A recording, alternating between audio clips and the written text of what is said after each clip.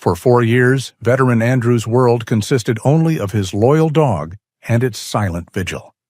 But when the old rotting collar on the dog's neck was about to break, he was forced to remove it, never expecting that beneath the dirt of time, a worn-out name was hiding, a name that was not his. This discovery pushed the old soldier into a grim choice: reveal the truth and return the dog to its past, or bury the secret to keep the only companion who had saved his soul. Support us by subscribing to the channel.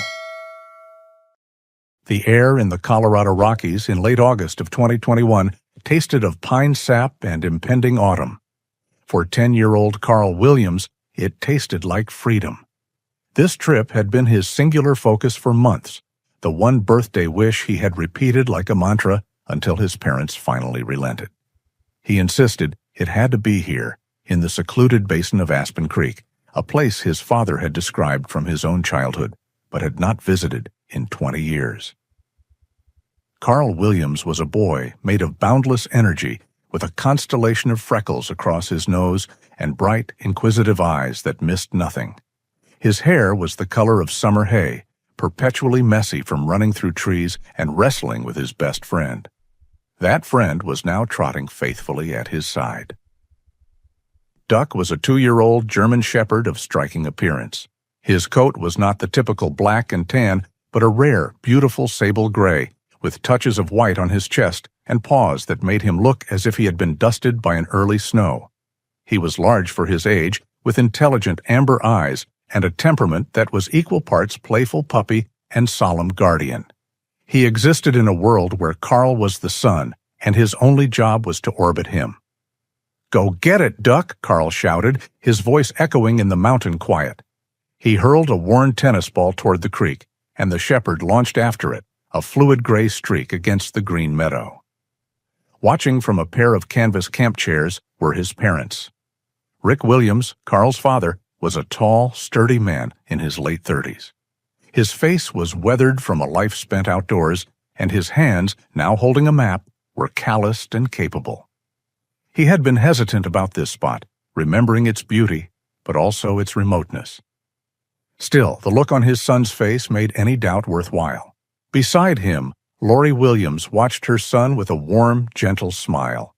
She was the family's calm center, a woman with kind eyes and a quiet strength. She saw the pure, uncomplicated joy between the boy and his dog and felt a profound sense of peace. Yet, a part of her, a mother's intuition, noted the bank of dark clouds gathering far to the west, a bruised purple against the otherwise brilliant blue sky. "Looks like we might get some rain later," she said softly, not wanting to break the spell of the perfect afternoon. Rick glanced up, squinting at the horizon.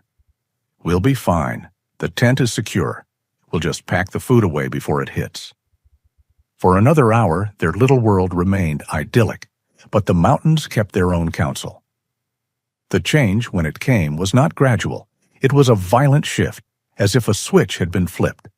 The wind began to howl through the pines, carrying the cold scent of rain. The sky, once blue, turned a menacing shade of slate. The first drops were heavy and cold, and within minutes they became a torrential downpour. "Okay, time to get inside," Rick yelled over the growing roar of the storm. They scrambled, grabbing loose gear and rushing toward the large family tent. Duck, sensing the urgency, stayed close to Carl, whining softly. The gentle babble of Aspen Creek was gone, replaced by a deep, angry rumble. Lori looked toward the water and gasped. The creek was no longer a creek. It had swollen into a churning brown torrent, spilling over its banks and devouring the meadow where Carl and Duck had just been playing. "Forget the tent! To the car! Now!"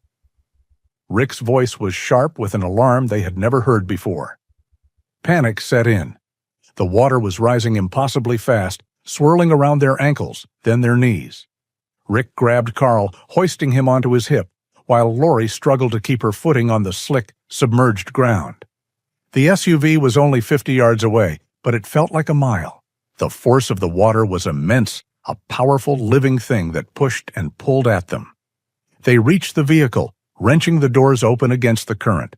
Lori scrambled into the passenger seat, while Rick pushed a terrified Carl into the back, with Duck leaping in right behind him. Rick slammed the door and jumped into the driver's seat, jamming the key into the ignition. The engine roared to life, and for a heart-stopping second, hope returned. He gunned the engine, the tires spinning uselessly in the mud before finding a moment of traction. The SUV lurched forward, fighting its way up the slight incline of the access road. But it was too late. A wall of water, thick with mud and debris, slammed into the side of the vehicle. The world tilted violently. Lori screamed. In the back, Carl was thrown against the door, his head striking the window hard. Duck barked, a sound of pure terror as the SUV was lifted from the ground, no longer a machine of steel and power, but a helpless toy in the grip of the flash flood.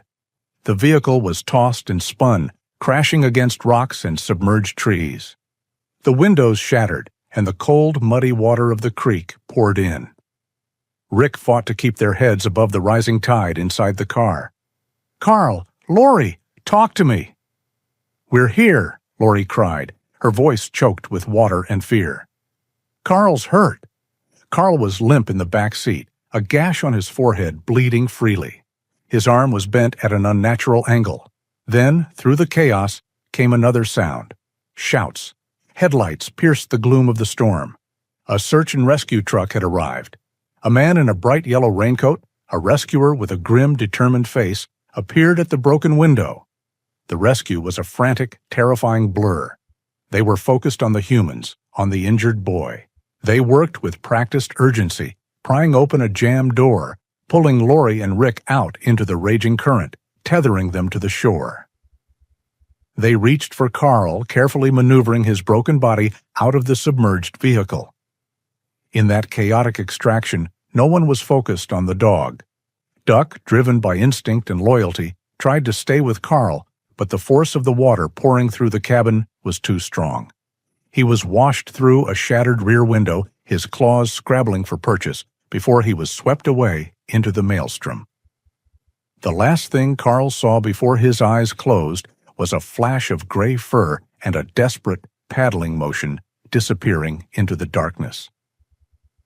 At the small rural hospital, the world shrank to the rhythmic beep of machines and the sterile smell of antiseptic. Carl had a severe concussion and a compound fracture in his arm. He was stabilized, but the next few days were critical. It was only when the immediate crisis had passed that the full weight of their other loss crashed down upon Rick and Lori. "Duck," Lori whispered, her face pale and drawn in the harsh hospital light. "Oh, Rick, where is he?" For the next 3 weeks, Rick drove the 6 hours back to the mountains every other day. He walked the ravaged creek bed, now littered with splintered trees and debris. He called Duck's name until his voice was raw, his calls swallowed by the vast, indifferent silence of the Rockies. They put up flyers in towns 50 miles in every direction. They coordinated with the local sheriff's department. The sheriff, a kind man with sad eyes, finally sat them down.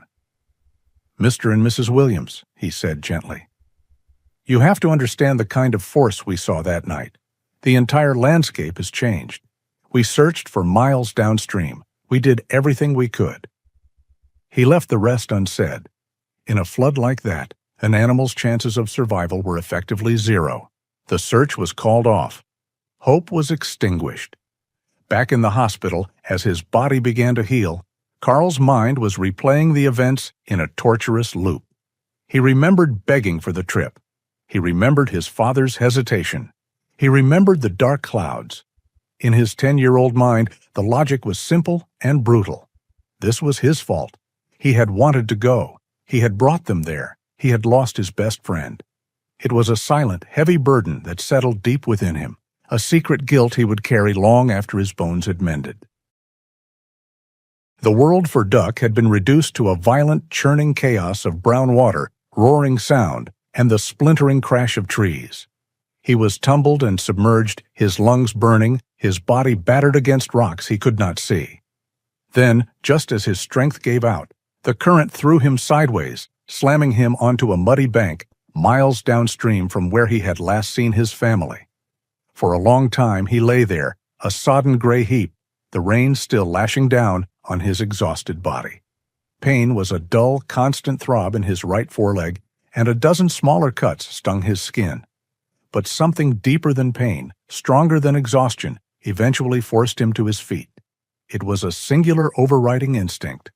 Carl, the boy's scent, his voice, his presence, it was the magnetic north of Duck's entire existence. He staggered upright, his injured leg causing him to limp heavily. He ignored it. He lifted his nose to the wind, filtering through the overwhelming smell of wet earth and decay until he found a faint, familiar trace. The direction of home. He began to walk, a painful, determined journey back upstream, following the ghost of a trail along the ravaged creek bed. He traveled for the rest of the night and all through the next day, driven by a primal loyalty that defied logic. By late afternoon, he recognized a landmark, a distinct formation of red rock that Carl had pointed out on their drive in. He was close. With his last reserves of strength, he pulled himself up the final embankment and onto the gravel road that led to the highway. He had made it back to the entrance of the Red Creek Quarry, the turnoff where their happy adventure had begun. He could go no further. He collapsed onto the damp ground, his body finally surrendering to its injuries. But his spirit did not. He positioned himself to face the road, his amber eyes, though weary, missing nothing. This was the last place he had been with them. This was where they would come back for him. And so, he began to wait. A half-mile down that same gravel road, nestled in a grove of aspens, stood the small, meticulously kept cabin of Andrew Johnson. Andrew was a man in his early 70s, tall and lean, with a wiry strength that had not yet succumbed to age. His hair was brown, neatly cut and streaked with gray at the temples. His face was a roadmap of a hard life, carved with deep lines, but his blue eyes were clear, sharp, and missed little. He moved with the quiet economy of a man long accustomed to solitude, each action deliberate and without waste. He had come to these mountains after the world had decided it was done with men like him, after the chaos of the Vietnam War in 1973. He had bought this small patch of land to build a fortress, not of wood and stone, but of silence. Here, the ghosts were quieter. The ghost he fought most often belonged to Sergeant Evans, a boy from Ohio who had died in his arms, a life he was supposed to protect but couldn't. That failure had become the central truth of his life. He learned from it a brutal lesson. Attachment was a prelude to loss. To care for something was to invite the agony of failing it. The storm had shaken even his stoic resolve, and he spent the day after clearing a fallen pine from his path and assessing the damage. As dusk began to settle, he walked toward the quarry entrance to check if the road was passable. That's when he saw it. A dog, lying at the side of the road, looking like a discarded gray rug. His first reaction was a flare of irritation, a stray, a complication, a disruption to his ordered world. He approached cautiously, his hand resting on the hickory handle of the axe he carried. "Hey, get out of here," he said, his voice a low growl.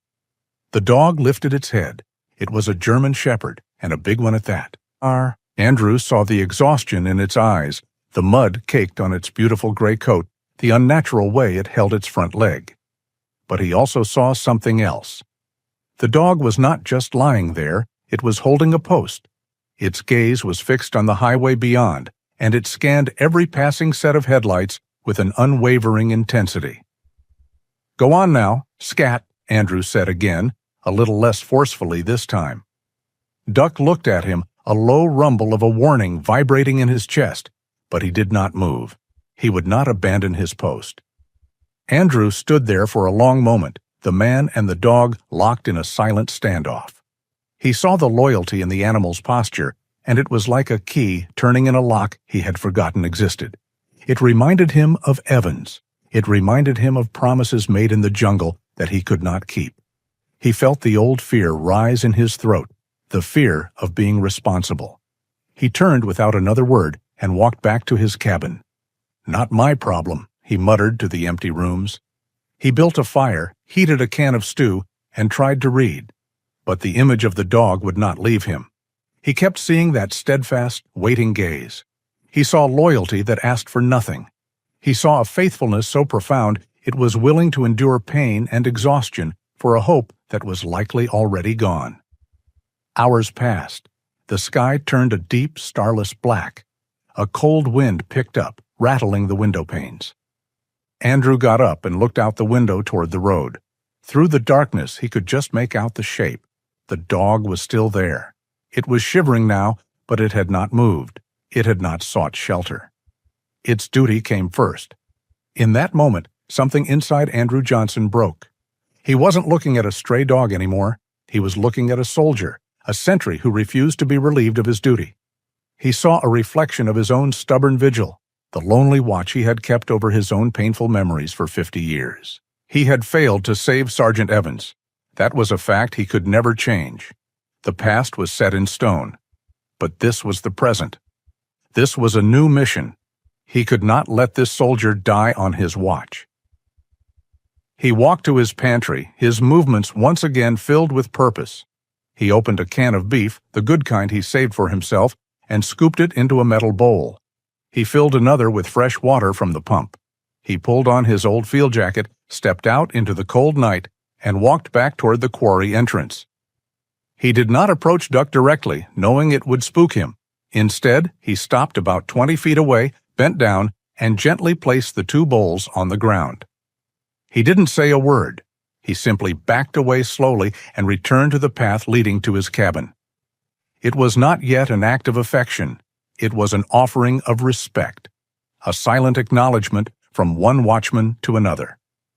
The long vigil had begun. The seasons turned, raising the vibrant greens of summer and replacing them with the stark, skeletal beauty of a Colorado winter. The first snows of 2022 fell, blanketing the mountains in a profound and intimidating silence. Through the autumn chill and into the biting cold, the routine held. Twice a day, at sunrise and sunset, Andrew Johnson would make the half-mile trek to the Red Creek Quarry entrance. And twice a day, Duck would be there, waiting. The dog's vigil was as relentless as the turning of the earth. He no longer viewed Andrew with suspicion. The low growl had long since vanished, replaced by a quiet acknowledgement. He would watch the old soldier approach, his amber eyes tracking every step, and would accept the offerings of food and fresh water with a sort of solemn dignity. But he never left his post. His gaze always returned to the distant highway, scanning for a familiar car, listening for a voice only he could hear. Over the months, Andrew had started talking to him. The words came haltingly at first, rusty from disuse, but soon they flowed more easily.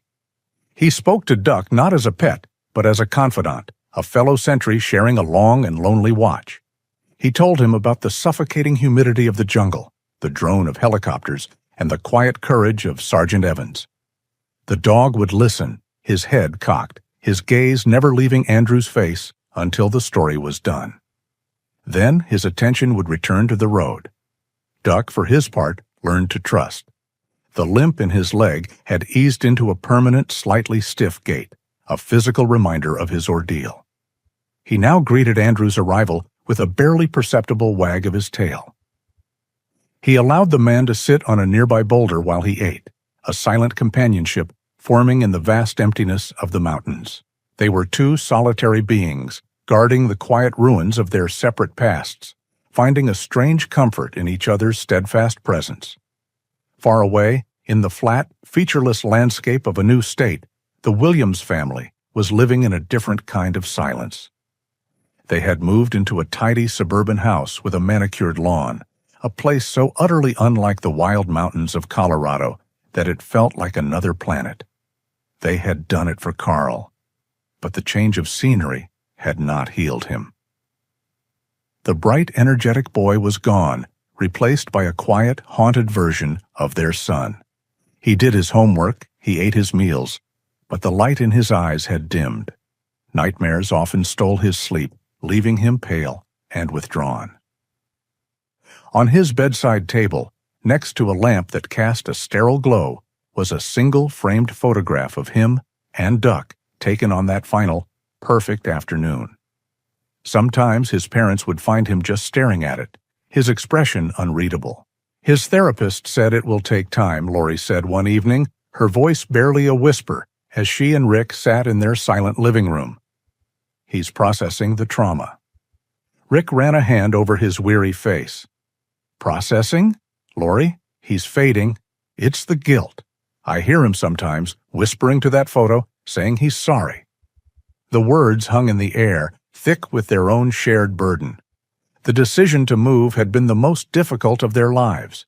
It was a choice between two impossibilities. Stay and watch their son be consumed by a place full of ghosts, or leave and abandon one of their own. We did it to save him, Lori affirmed, though her voice trembled.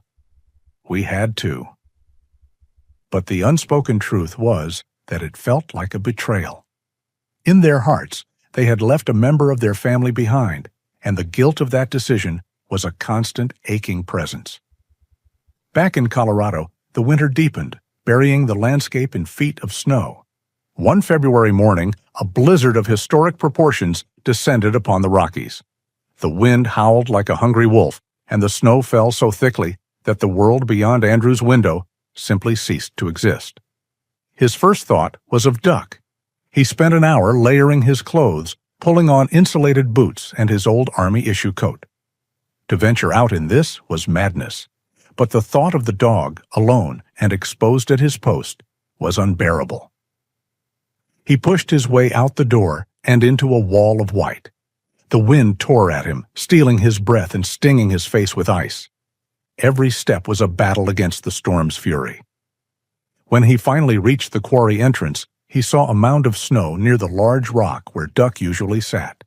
As he got closer, the mound moved, and Duck's head emerged, his muzzle crusted with ice. He was shivering, but he was there, at his post. A surge of fierce admiration washed over Andrew. The resilience, the sheer stubborn loyalty of the animal was staggering. Relieved, Andrew turned to fight his way back to the cabin, but the brutal exertion in the freezing air had taken its toll on his 73-year-old body. A sharp, crushing pain suddenly seized his chest, radiating down his left arm. The world tilted, the swirling snow turning into a dizzying gray vortex. He gasped, but his lungs could find no air. He stumbled, falling to his knees just yards from his own porch, the cabin's warm lights a blurry, unreachable haven. His mind flashed to the jungle, to the sight of Evans falling. Failure. The word echoed in his dimming consciousness. He had come here to die alone, and now he would. It was a fitting, lonely end. But he was not alone. For the first time in nearly 6 months, Duck abandoned his post. He had seen Andrew fall.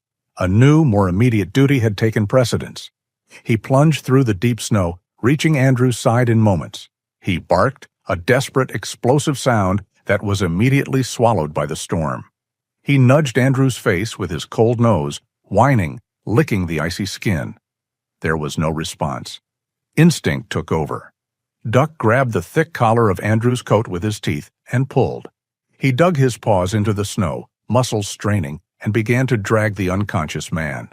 It was a slow, agonizing process. He pulled and paused, breathing heavily, then pulled again.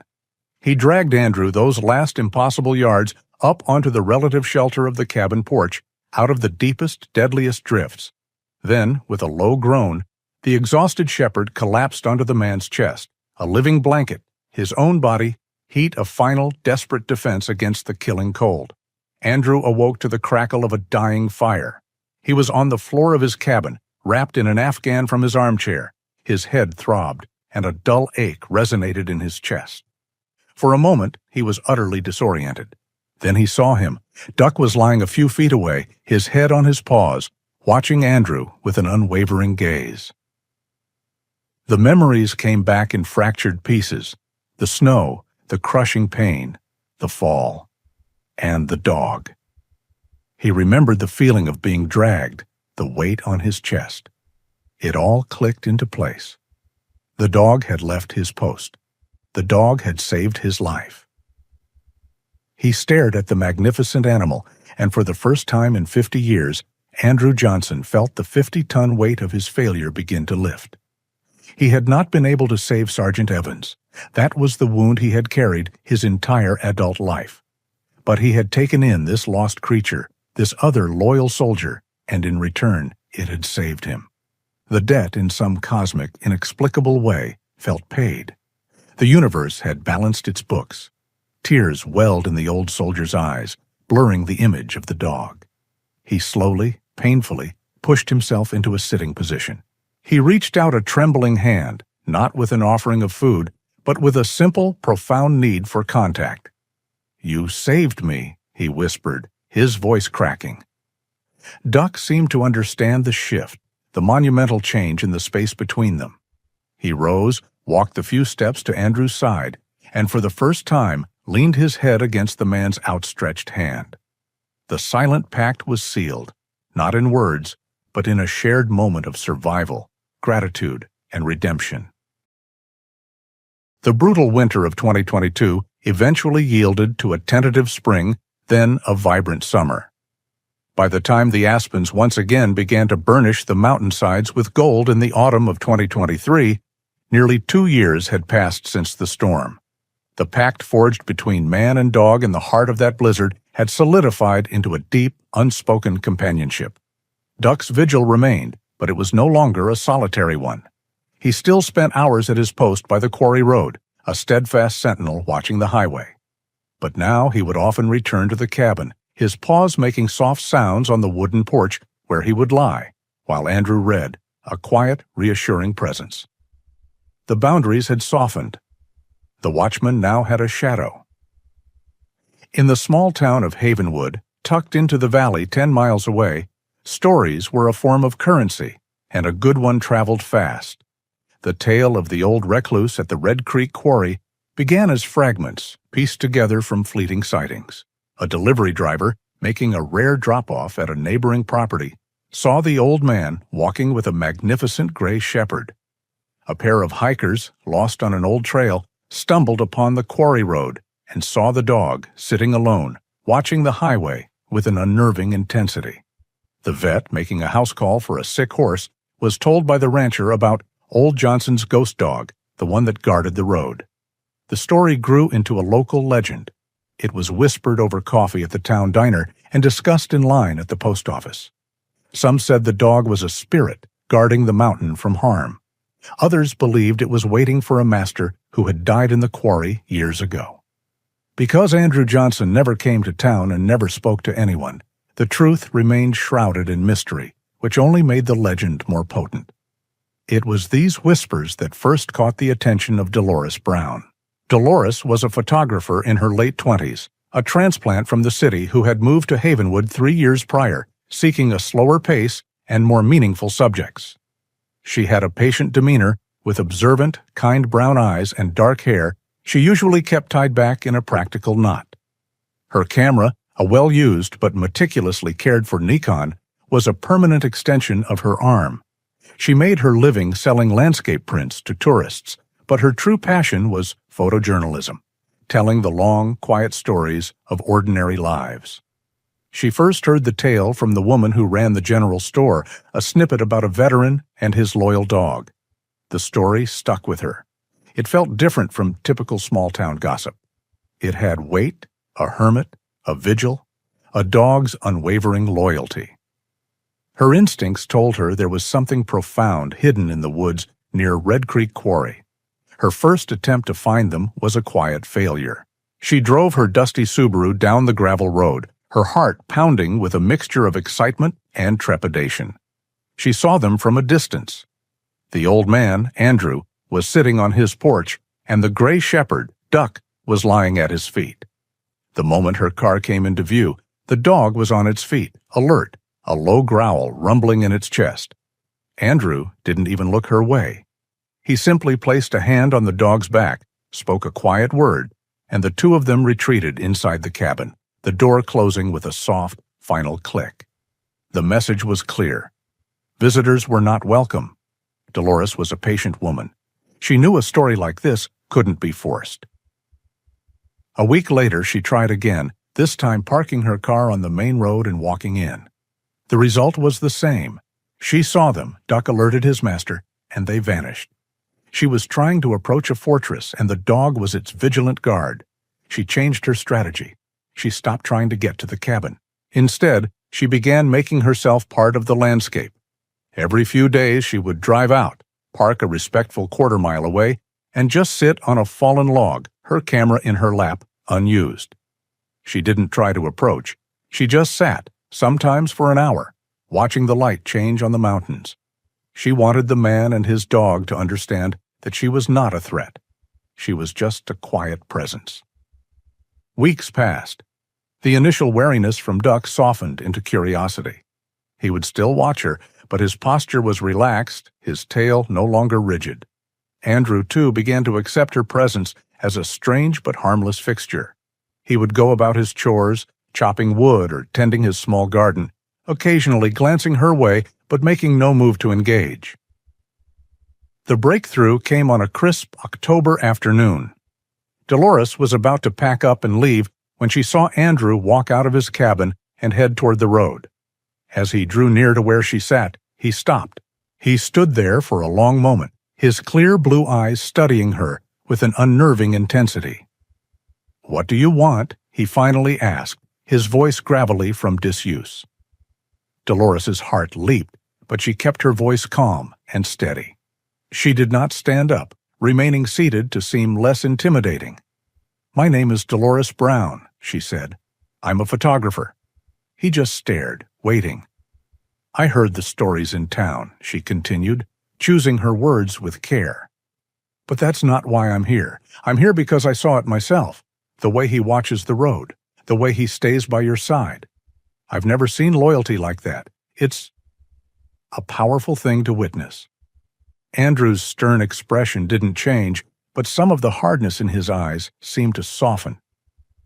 "I'm not looking for some quick story," Dolores said, speaking from the heart. "I just wanted to ask your permission. If someday you would allow me to take a few photographs. I think what you have here is a story that deserves to be told with respect."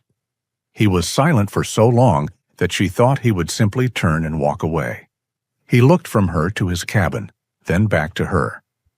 "This is a quiet place," he said, the words carrying a world of meaning. "I know," she replied. "I promise to respect that." He gave a short, sharp nod, then turned and walked back to his cabin without another word. It wasn't a yes, but it was not a no. It was an opening. The next time she came, a few days later, he did not retreat inside. She took it as the invitation it was. Keeping her distance and using a long lens, she finally lifted her camera. She worked quietly, the only sound the soft click of the shutter. She captured the rhythm of their life. Andrew on the porch, his hand resting absently on Duck's head as he read a book. Duck at his post, a lonely silhouette against the vast mountain backdrop, his gaze fixed on the horizon. A quiet moment by the woodpile, the man and dog moving in a seamless, unspoken partnership. As she looked through the images on her camera later that evening, Dolores knew her instincts had been right. This was not a simple, heartwarming tale about a man and his dog. It was a somber, beautiful poem about two survivors. She could see the deep ache of a long-held sorrow in Andrew's eyes and the unyielding hope in Duck's. It was a story about pain and redemption, about a silent promise kept day after day, year after year. And she knew with absolute certainty that she had to tell it with all the quiet dignity it deserved. 4 years, an eternity for a dog, a long, quiet chapter for a man. By the spring of 2025, the passage of time had woven the lives of Andrew Johnson and the dog he called Duck into a single, seamless fabric. Andrew moved a little slower, the Colorado winters carving deeper lines into his face. Duck, now a mature 6-year-old shepherd, had a distinguished touch of gray around his noble muzzle. His vigil continued, as much a part of him as breathing, but it was softer now, less desperate, a deeply ingrained habit of hope. Dolores Brown had become a fixture in their solitary world. Her visits were a quiet rhythm, a welcome disruption that was no longer a disruption at all. She had amassed a stunning and deeply personal collection of photographs, a visual diary of their seasons together. Her blog, Havenwood Portraits, had a small but loyal following of readers who were captivated by her periodic updates on the Watchman and his shadow. She never pressed Andrew for details about his past, and he never offered them. Their friendship, like his bond with Duck, was built on a foundation of unspoken respect. The winter of 2025 had been particularly cruel, with heavy snows that lingered deep into April. On a mild afternoon in May, Andrew sat on his porch, a brush in his hand, working through Duck's thick winter undercoat. The dog lay patiently, his head resting on his paws, enjoying the familiar ritual. As Andrew worked his way up to Duck's neck, his fingers snagged on the old leather collar. He paused, examining it closely for the first time in years. It was in terrible shape. The leather was cracked and brittle, the stitching frayed and rotting away in several places. It was no longer a symbol of a past life. It was a hazard. It was rubbing Duck's neck raw, and Andrew realized with a jolt that if it snagged on a branch in the woods, it could be a death sentence. He had never touched it before, had never dared to remove it. It felt like the last testament to the dog's history, a history Andrew was not a part of. To take it off felt like closing a door, like claiming the dog entirely as his own. The thought brought with it a complex wave of both comfort and sorrow. But the dog's safety was paramount. "Well, old friend," Andrew said softly, "I think it's time for a change of uniform." He went inside and returned with a new collar, a sturdy nylon one he had bought in town months ago, but had never found the right moment to use. Getting the old one off was a struggle. The buckle was rusted and stiff, and he had to work at it carefully with a pair of pliers from his toolbox. Duck remained perfectly still, trusting the man completely. Finally, with a soft crackle of decaying leather, the old collar came free. Andrew held the relic in his palm. It was stiff with age and grime. He was about to put it aside to be stored away in a box of memories when his thumb brushed against a small, hard lump caked in mud. It felt like metal. His curiosity stirred. He took the collar inside to the kitchen sink. Under a gentle stream of warm water, he began to work at the lump with a soft brush. 4 years of hardened dirt and grime slowly dissolved, flaking away to reveal a small, round metal disc. It was scratched and pitted, almost beyond recognition. He dried it carefully and held it to the light of the window, squinting. At first, he saw nothing but a meaningless collection of scrapes and dents. Then, as he angled it just right, the faint outline of a letter emerged. Then another. His heart gave a sudden, heavy thud. He held his breath, concentrating. Slowly, painstakingly, the letters revealed themselves. Ghosts on the ravaged metal surface. C-A-R-L. Below the name were the even fainter etchings of a phone number, but only 3 or 4 digits were even partially legible. The rest had been worn away by time and trauma. Carl. The name echoed in the silent cabin. This whole time, Duck hadn't been waiting for a faceless memory. He had been waiting for a person. A boy named Carl. The vigil, which Andrew had seen as a beautiful but tragic instinct, was suddenly imbued with a new, sharper reality. It was a promise. Andrew felt a surge of elation for the dog. There was a name, a clue, a real hope. But it was immediately followed by a cold, hollowing dread. This discovery was the beginning of the end of his quiet world. The thought of losing the companion who had saved his life was a physical pain in his chest. He knew, with the certainty of a soldier facing his orders, that this secret was not his to keep. This hope did not belong to him. The next time Dolores visited, he was unusually quiet. She sensed the change in him immediately. After a few moments of stilted conversation, he simply went inside and returned with the old broken collar and the small clean tag, placing them gently in her hand. Dolores looked down, her brow furrowed in confusion. She saw the decrepit leather, then her eyes focused on the metal disc. She held it closer. Her breath caught in her throat. Her photographer's eyes, trained to see detail in the shadows, easily picked out the faint letters. Carl," she whispered, looking up at Andrew, her expression a mixture of shock and awe. She saw the profound conflict in his face, the hope for his friend warring with his own personal grief. She understood instantly. This small piece of metal was a miracle, but it was also a threat to the peaceful world she had been so privileged to document. "Andrew," she said softly, "this changes everything." He just nodded, his gaze fixed on the mountains. Dolores knew what she had to do. Her role had just shifted from observer to participant. This was no longer a quiet story for a local blog. This was a chance to mend a broken world. She spent the drive back to town in a state of focused intensity. That night, she didn't sleep. She sat at her computer, surrounded by 4 years of photographs, and she began to write.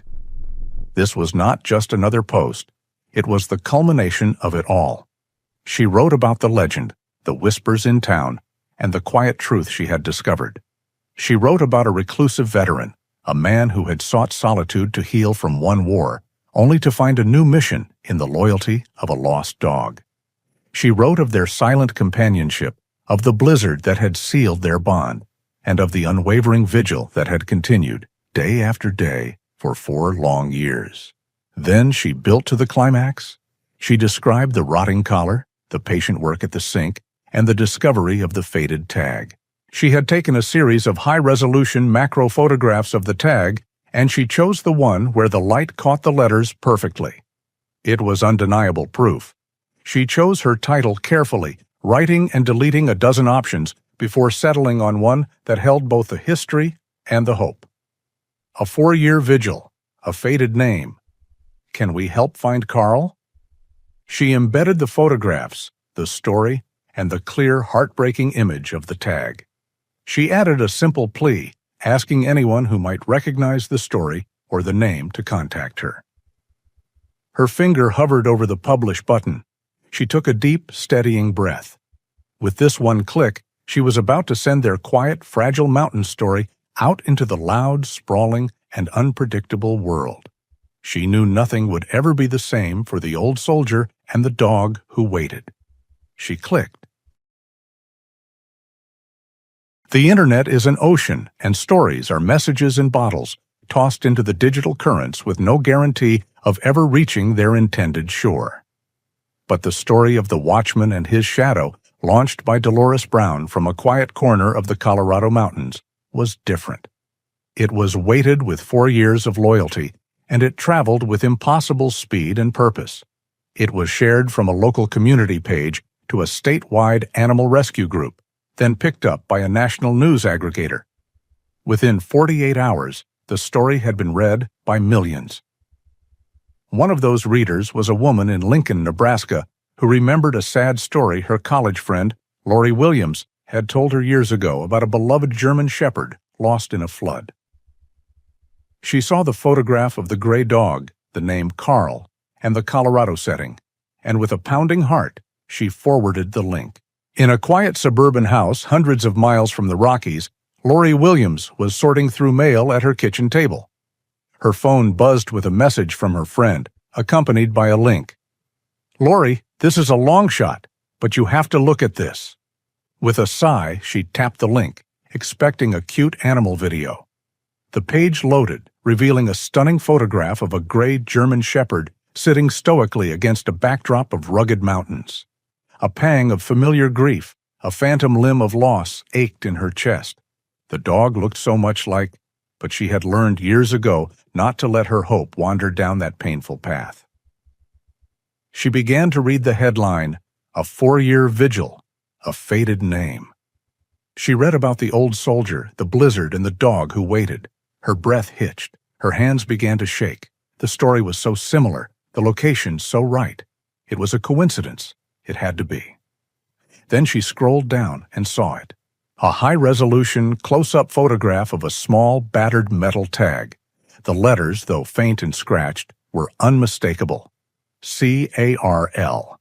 A sound escaped her throat, a choked gasp that was part sob, part shout. "Rick!" she screamed, her voice tight with an emotion she couldn't name. "Rick, get in here, now!"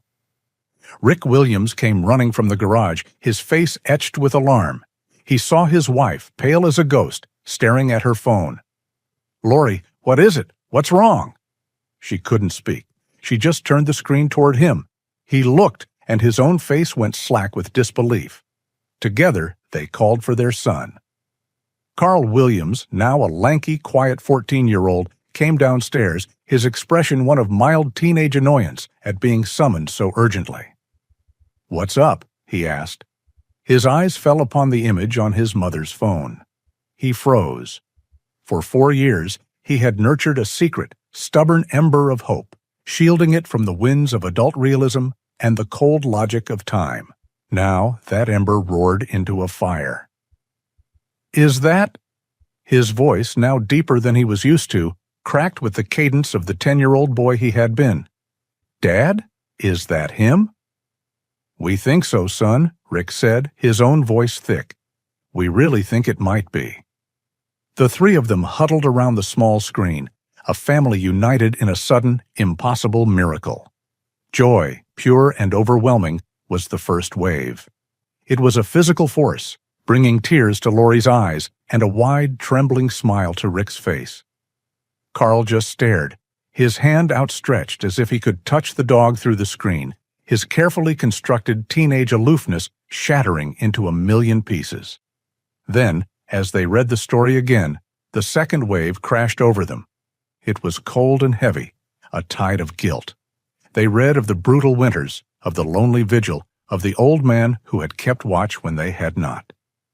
Lori looked at Rick, her eyes filled with a fresh kind of pain. "He waited," she whispered, the words like shards of glass. "Oh God, Rick, he waited for us all this time, and we left. We gave up on him." The joy was still there, but it was now irrevocably tangled with shame. They had moved on, built a new life, and packed their grief away. But Duck had not. He had stayed. He had kept his promise. Shaking, Lori found the contact information for the photographer, Dolores Brown, at the bottom of the article. She dialed the number, her heart hammering against her ribs. When a calm female voice answered, Lori could barely get the words out. "My name is Lori Williams," she choked out. The dog in your story. His name is Duck. He's our dog. He belongs to our son, Carl." On the other end of the line, Dolores listened, her own professionalism giving way to the raw emotion of the moment. She gently asked a few verifying questions, which Lori answered through her tears. Yes, it was a camping trip in August of 2021. Yes, Carl had broken his arm. Yes, the dog was a sable-gray German shepherd. "We need to come get him," Rick said, his voice firm, taking the phone from his wife. "When can we see him?" "He's here with a man named Andrew Johnson," Dolores explained gently. "He's the one who has been caring for him. Perhaps it would be best if you spoke with him first. I can try to arrange a video call." An hour later, they were gathered around a laptop, their faces pale and anxious, waiting for the call to connect. An image flickered to life, showing Dolores's familiar, kind face. Beside her sat a man who looked like he had been carved from the mountain itself. Andrew Johnson was older than they expected, his face a testament to a hard life, his blue eyes holding a deep, solemn stillness. He looked profoundly uncomfortable on camera, his gaze directed just to the side of the lens.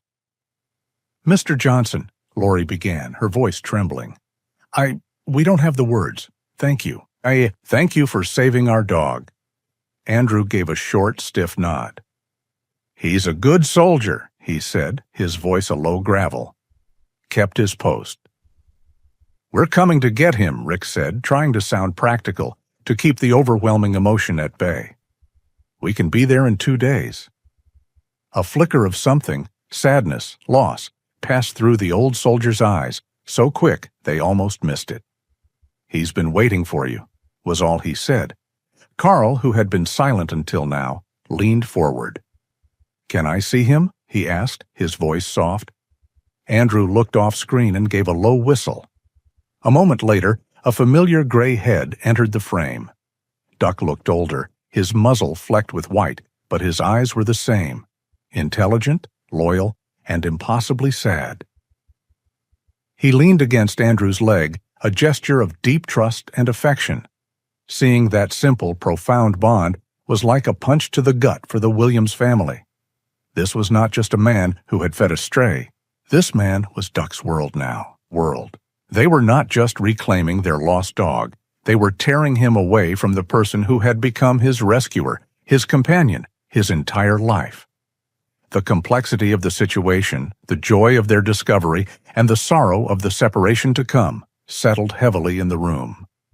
"We're coming, Duck," Carl whispered at the screen, tears streaming freely down his face. "I'm so sorry. We're coming." After the call ended, a determined silence filled the house. There were no more questions, no more doubts. Rick was on the phone with his work, arranging for emergency leave. Lori was pulling suitcases from the attic. Carl was in his room, pulling the old framed photograph from his bedside table and carefully placing it in his backpack. They packed in a frenzy, driven by a 4-year-old hope suddenly resurrected and a heavy, shared guilt that propelled them forward. They had a promise to keep. They had a family member to bring home. The 2-day drive back to Colorado was a long journey through a landscape of memory and regret.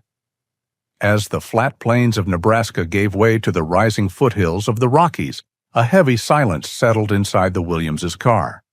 Each familiar peak and valley served as a painful reminder of what they had lost and what they now impossibly had the chance to regain. Carl sat in the back, his eyes fixed on the passing scenery, his hand clutching the old framed photograph of a boy and his puppy as if it were a sacred relic. When they finally took the exit for Havenwood, Lori's hands trembled on the steering wheel. The final 10 miles to the Red Creek Quarry Road felt like an eternity. Every turn held a ghost. As they drove down the familiar gravel path, they saw 2 figures standing by the roadside, waiting. One was the young photographer, Dolores Brown, her camera hanging forgotten at her side. The other was the old soldier, Andrew Johnson, standing tall and still, his face etched with a profound, solemn grief. And at his feet, sitting with a tense, trembling alertness, was Duck. The moment the car came into view, the dog's head shot up. A low whine escaped his throat. He knew. Before the engine had even been cut, he knew. Carl couldn't wait. The instant the car stopped, he threw his door open and stumbled out. He was a boy again, stripped of his teenage years, his heart raw with 4 years of hope and sorrow. "Duck," he called out, his voice breaking. "Duck, it's me!" For a single heart-stopping second, the dog remained frozen, a statue of gray fur, his body vibrating with an impossible choice. Then a sound tore from his throat, a deep, guttural bark of recognition that was more sob than sound. He launched himself forward.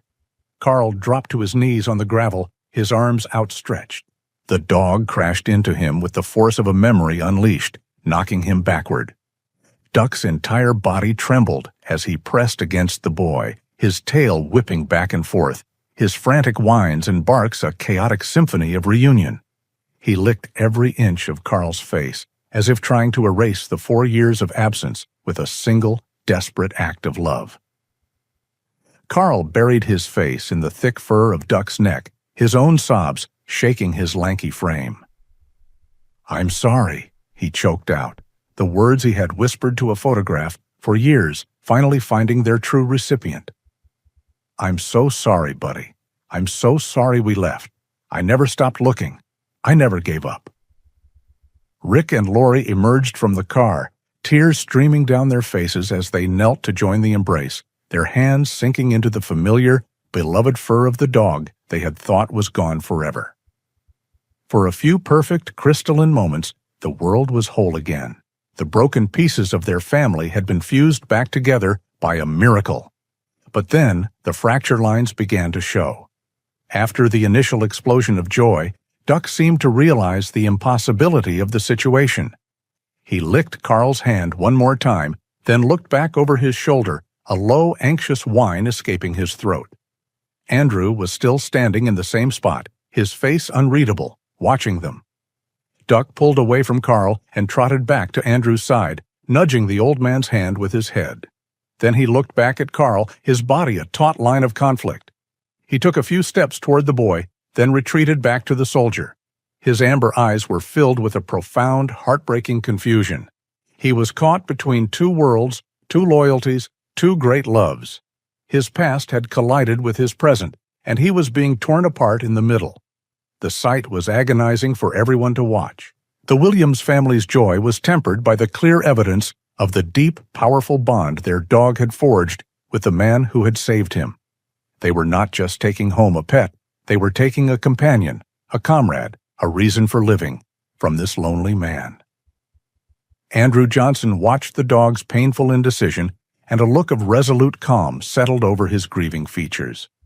He had faced his ghosts in the jungle, and he had faced his own mortality in the snow. He knew what he had to do. This was his final mission, his last act of service.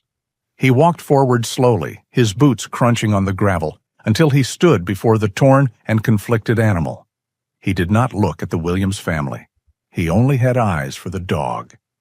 He knelt down, bringing himself eye to eye with the creature who had saved his life and healed his soul.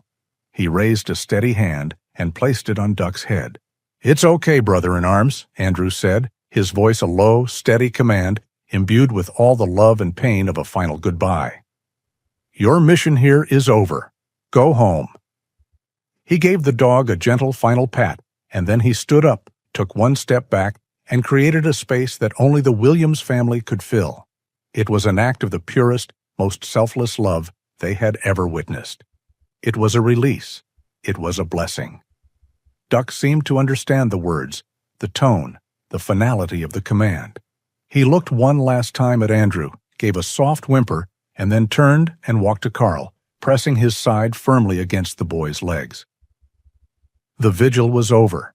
Rick and Lori looked at the old soldier, who now stood alone, a solitary figure against the vast mountain landscape. They saw the sacrifice in his eyes, the profound love that had allowed him to let go. And in that moment, they knew they could not simply drive away. They could not honor Duck's loyalty by disrespecting the bond he had forged in their absence. Lori stepped forward, her own eyes shining with tears of gratitude and empathy. "Mr. Johnson," she began, her voice soft but clear. "What you've done, there are no words to thank you." Andrew simply nodded, his gaze fixed on the horizon. "We can't just take him," Lori continued, the decision forming in her heart as she spoke the words. "That doesn't feel right. It wouldn't be right.